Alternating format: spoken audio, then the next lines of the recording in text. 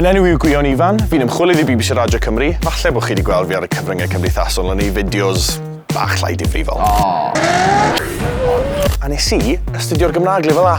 O'n i ffili osgoi'r Gymraeg yn fy bywgreth digwydd bod. O'n i'n siarad yn y tŷ i ddechrau, cerddoriaeth Gymraeg yn y car. O'n i ddim yn gallu siarad lot o Saesneg os fi'n gwybod honest ydy. Jungle out there, mate. Pan ddath i ddewis pynciau tygau a Lefel A, oedd hi'n naturiol i fi ddewis y Gymraeg. So, astudio'r Cymraeg yn y Lefel A, dim un wthnos yr un peth. Un diwrnod byddwn ni'n neud rhywbeth gyda bryddoniaeth, rhywbryd arall llenyddiaeth, wedyn ffilmiau. Felly oedd yr holl amrywiaeth ma jyst yn cynnal yn ddiddordeb i a cadw pethau'n ffres. A ni'n fyw!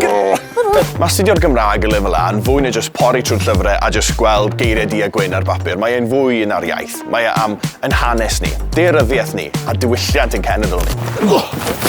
Fi bendant yn teimlo nath hwnna agor lot o ddrysau i fi ddewis beth oedd y cam naturiol nesaf i fi wneud. Ac o'n i'n awyddus iawn i astudio'r Gymraeg fel pwnc yn y brifysgol achos bod fi wedi mwynhau wneud e'r siwr gymaint fel Lefel A. Os ych chi'n feichiog, llongyfarchiadau. Fi'n defnyddio'r Gymraeg bob dydd yn fy ngyrfa heddi yn siarad gyda pobl sy'n ffono mewn i'r rhaglen, gysylltu gyda cyfranwyr i ddod mlaen ar y rhaglen hefyd, ac mae'n neud y fideos byr yma ar-lein wedi datblygu fi allu sgwennu cyfresu comedi a drama. Wthnos cyn mynd i uni, Elen!